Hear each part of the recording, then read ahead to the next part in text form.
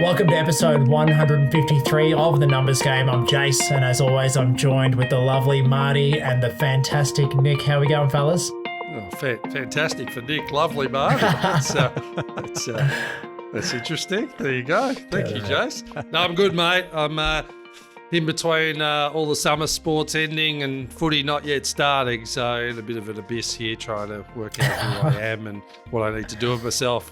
So, but feeling good. Work's back flowing. Happy days. Nick, how are you going? Yeah, good. Just enjoying a lot of sport too, Marty. It seems like everything's happening at the moment. There's test matches, there's big American events coming up, Super Bowl. There's AFL ads are starting to pop up again. Rugby league ads are starting to pop up again. So it's just sport everywhere. It's good. Golf's back, as in golf on TV. So yeah, it's all happening sport-wise. And I see you're right back into cricket, Marty, which is good. Seen you down there just limbering up again. I hear there might be a return to the Supers or... the Veterans League. I'm not sure how I'm not sure how this fake hip's going to go, but Charlie's got into it, which is great. So I've been down the nets every night and coaching him, and it's good to be able to share the joy of something you like that he's doing and really taken to. But now we're coming into footy season soon, so that'll be gone. So I have to find something else. Just one quick question. What? How many balls you let him bowl before you put it back over his head, just to remind him that I've got this real aggressive streak when I bat where I want to absolutely pummel and put him over the fence, right? But then I have this side of me as a dad that I go, I'm probably going to hit the side of the net and it's going to ricochet straight into his head. So I've had to hold back my natural instinct of having a crack. So, but he's alive and well, everyone. So it's all good. Jace, how are you going? What are you into? I was just having a laugh because, it's funny the timing of when we have these conversations, and, we love our sport. It's why the Numbers Game is called the Numbers Game, because we love sport, we love numbers. And I actually had an orthodontist appointment this morning and, just sorting out the aligner and the teeth and all this stuff. And, you lie back and it's one of those fancier places where they've got TVs everywhere. They've got TVs everywhere, but there was a lot of sport going on. I was like, this is great. If I'm going to have someone's fingers in my mouth sorting out my teeth, I might as well be enjoying the sport.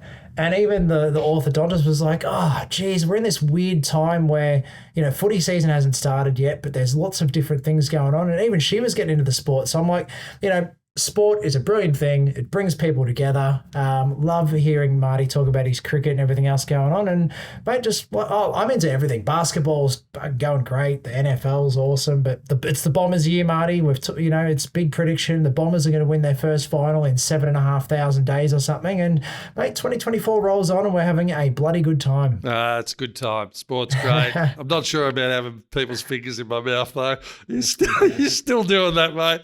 It's obviously working for you. One year down, 1 year to go.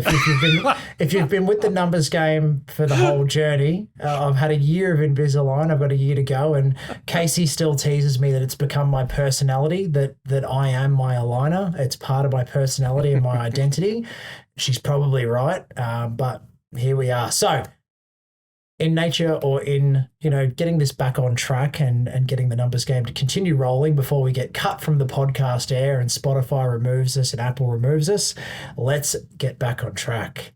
What do you have for us today, Nick? So I follow an economist. His name is Stephen Koukoulas.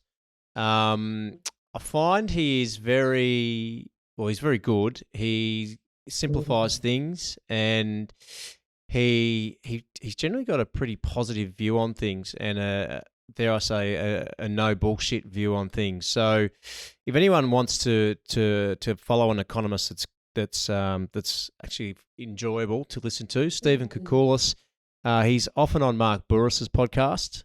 So Mark Burris has him on there quite a lot. But where I'm going with this is I read an article that he wrote or was definitely interviewed in, and how the death of cash is driving interest rate rises is what it was titled. So obviously, inflation being a big thing at the moment, and that's obviously driven interest rate rises, and we need to get inflation down, and when we do that, interest rates come back. So how is the death of cash actually having an impact on those numbers. And I've never actually thought about this. So just a pretty interesting stat. A cashless society is becoming a reality. The number of Australians using physical currency has gone from 70% to just 10%. And it was 70% in 2007. So I think back to 2007, I think, well, that's not long ago. I still had an ATM card and a credit card, and I was tapping and going.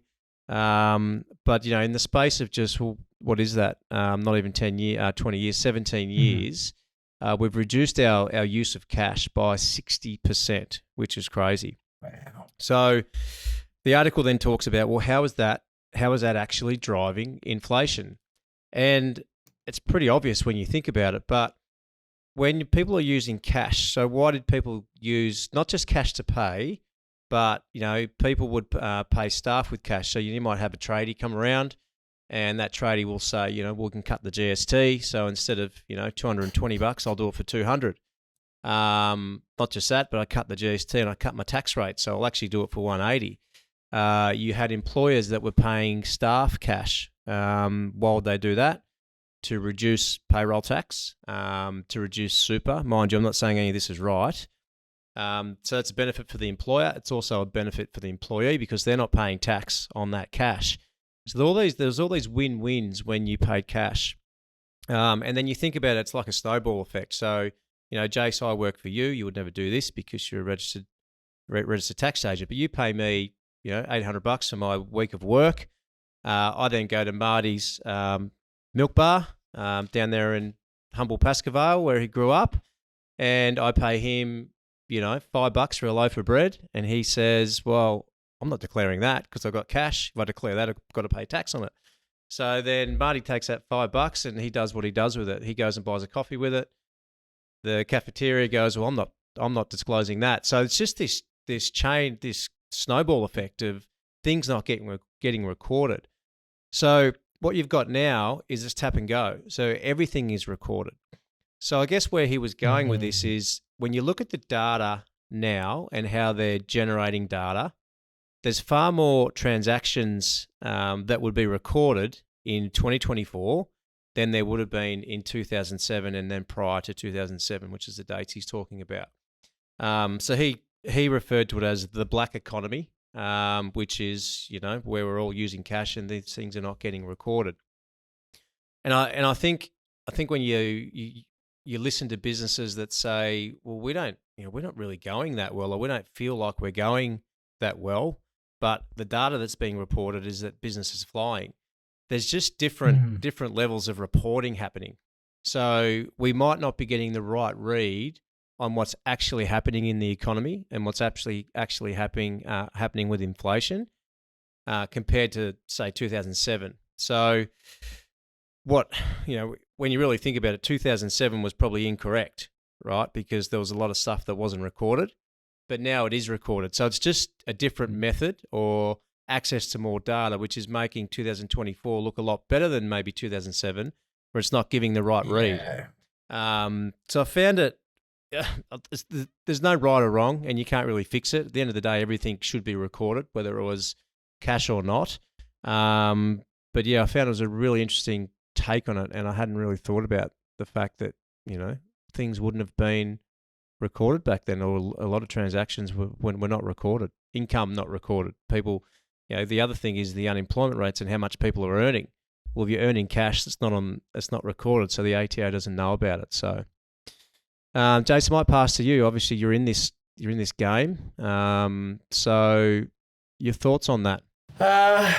Wow. Yeah. Look, it's an ever-changing landscape, and I do think back to 10 years ago, the conversations that I was having with clients when I started my career, and then even, I worked at a business that had some cash and that I was paid in cash, and while I wasn't getting super as a young young guy, I was like, you beauty, like every dollar I earn's in my pocket. I could go to the nightclub on the weekend and buy the Red Bull and vodkas and pay cash to put petrol in the car. And the whole way along, there was no income tax being paid. There was no super in the super fund. But there was no transaction fees getting gobbled up on that money either. The business, all those different elements and layers. Then from a, now then moving more towards my accounting life, talking to clients, those conversations 5 or 10 years ago, there was many, many more conversations where our job from an ethical and moral point of view is to guide our clients to get that money back in the business environment, pay the appropriate GST and pay the tax on it. Now, sometimes it's quite hard. It's like pulling teeth. Another teeth reference. That's for you, Marty. So they go, oh no, it's all good. The concreter came round and he wants cash as well. So rather than me putting that cash in the business, I'll just give the cash to the concreter. Or I'm going to chuck a pool in the backyard. I'll pay cash for the pool. Or I need to get some, whatever it was they were doing. There was this black economy of the cash going from one business to the next to pay for things that were more generally acceptable for cash. And you use the exact example, Marty. The common everyday Australian knew to ask the tradie, can we take 10% off the bill if I paid cash, or take 20% off if I pay cash? Now, 10 years on, if the cash circulation is down 60%, 70%, that's not happening anymore. And our clients have even said that to us too. They're like, I'm struggling to make ends meet because everybody now is paying through the business. I'm paying more tax than I've ever paid before in my life. I'm paying more GST than ever. And as the business owner, they've got not as much left over as before. So you're right. From an inflation point of view as well, and, cash driving interest rates, what that also means then is if we've got more money going through the business, more taxes being paid, more GST being paid that way, and more transactions being recorded, you're right. All of a sudden, the government has this data they've never had before on how much money people are spending. Because in the past, the ATO didn't know about all the driveways, new exposed aggregate concrete driveways that were getting laid, the new pools in the backyard, the new decks and pergolas going up. They're just, the common examples of, stuff happening at people's houses at the moment. But now that the ATO and the government know about all of this spending, it's driving up inflation because it's just, the more people are spending, the more it drives up inflation because the prices then go up. People aren't getting it for the less 10%, less 20% price anymore. They're paying the full whack. And then now because businesses are realizing they're not making as much money when it's not cash, they're then putting their prices up as well. Yeah.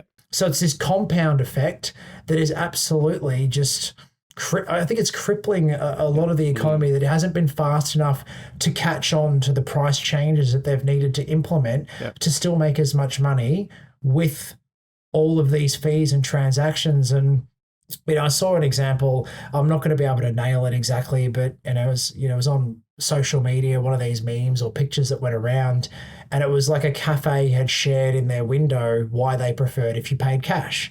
And it wasn't so much about avoiding paying taxes and GST and whatnot, but it was every time a $50 note passes through, let's say they did a $50, smashed avo and a couple of coffees and a few juices.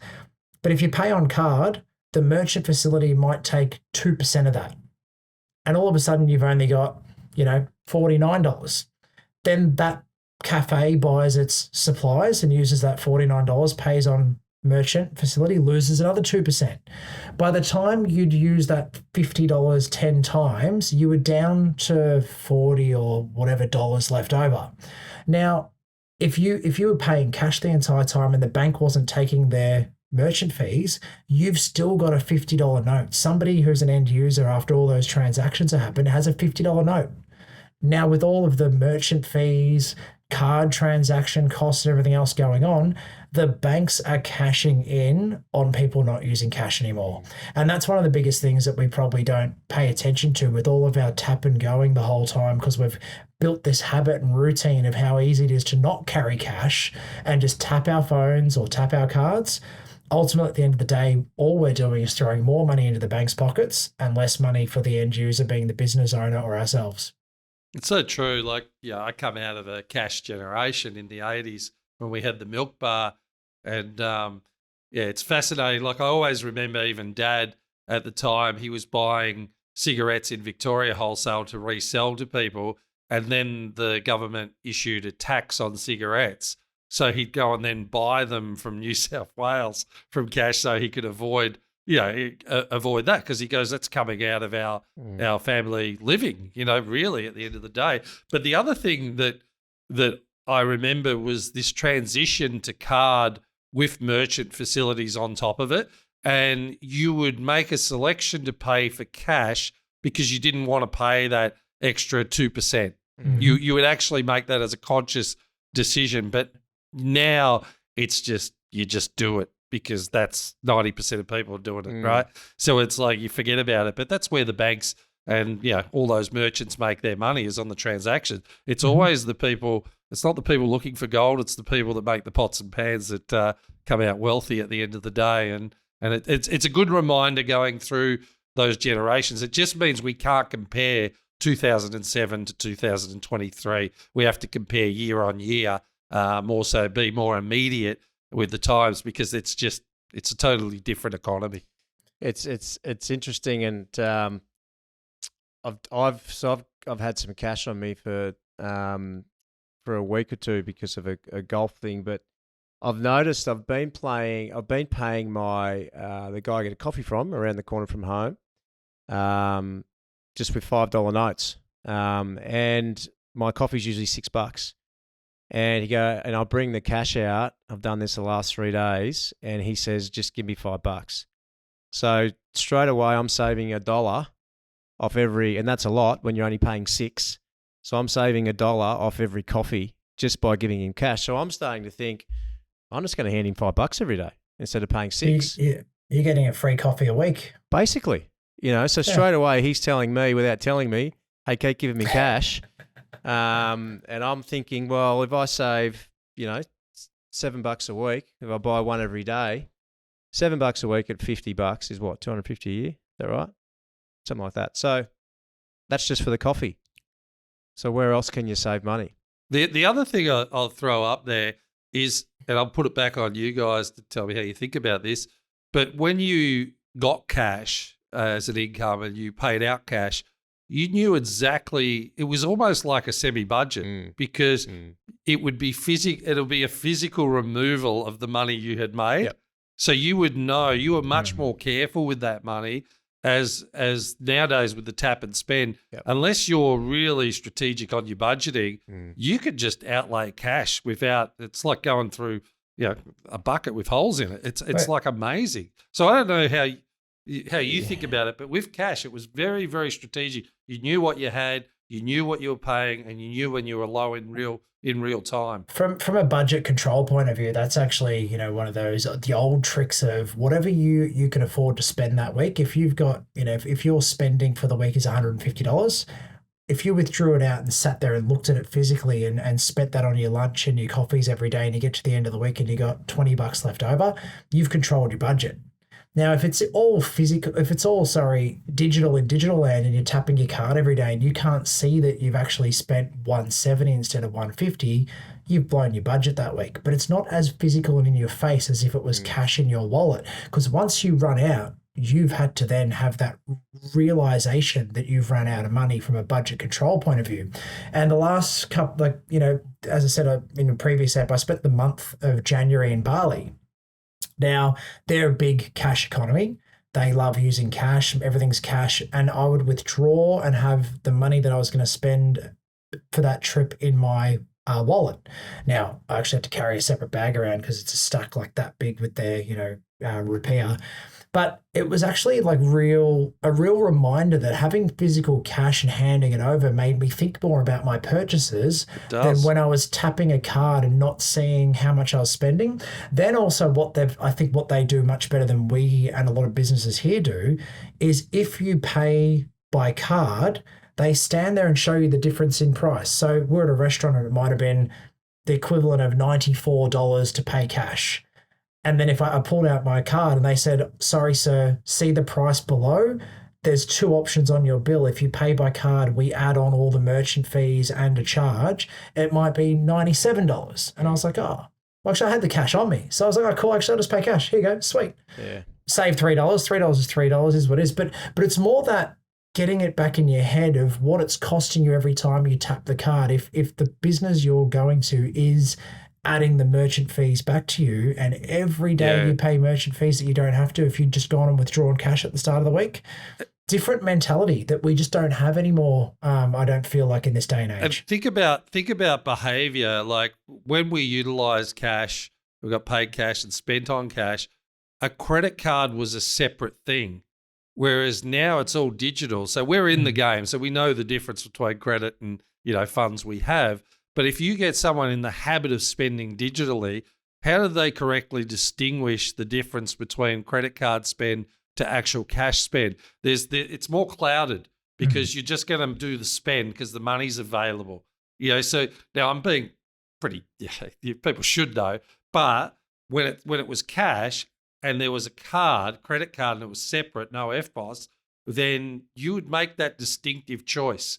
And it was almost a forced discipline in it again, whereas I think now people will just make the purchase, without thinking about that until later. And you see a lot more, and it's funny when there's tougher economic times, there are always people that budget with lists when they go shopping. They go, I need this, need that, need this. And then you see there's other people that go, I've got an hour, and they'll go in, and you see these half-filled trolleys just left alone in the supermarket because people have come to their senses on the back end going, shivers, I can't afford this.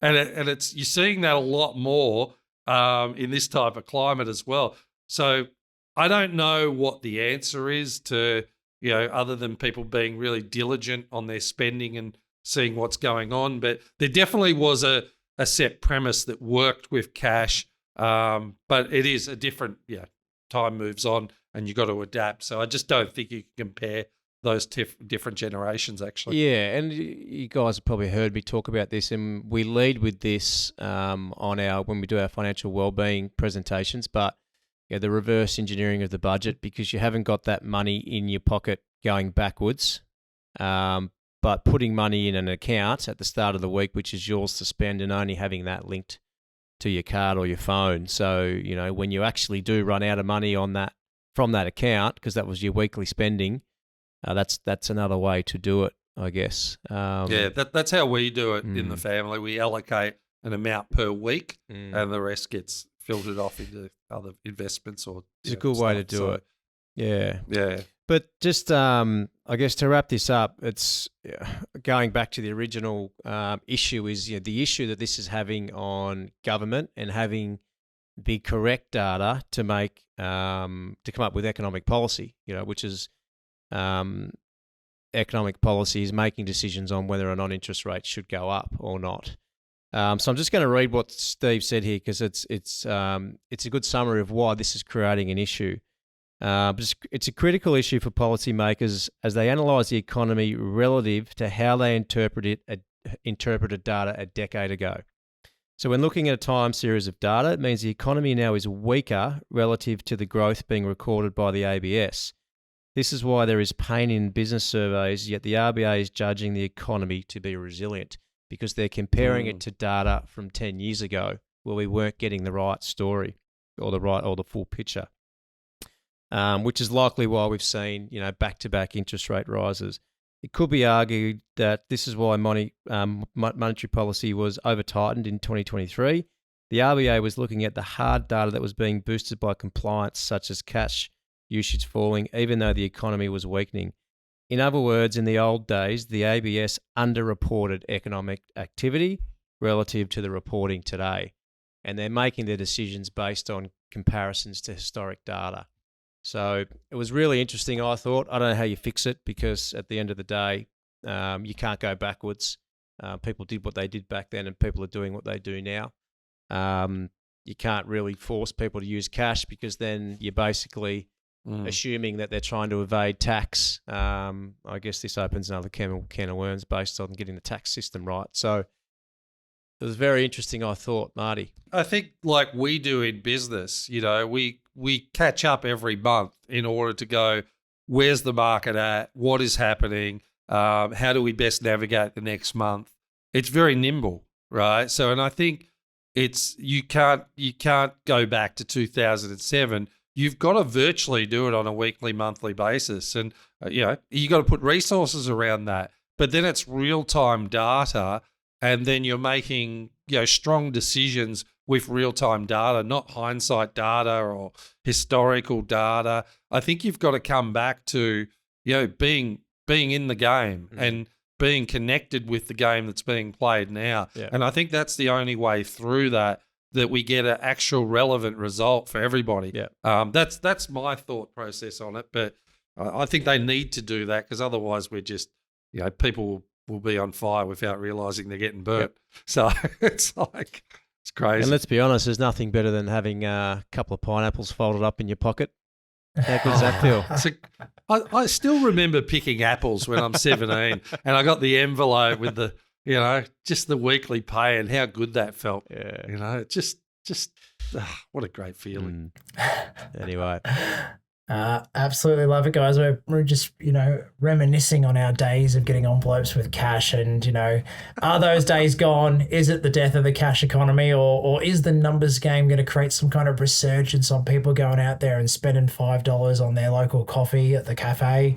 Let's see what happens, boys. But I've enjoyed unpacking that, Nick. It's been a great insight into what is going on in the economy compared to back then.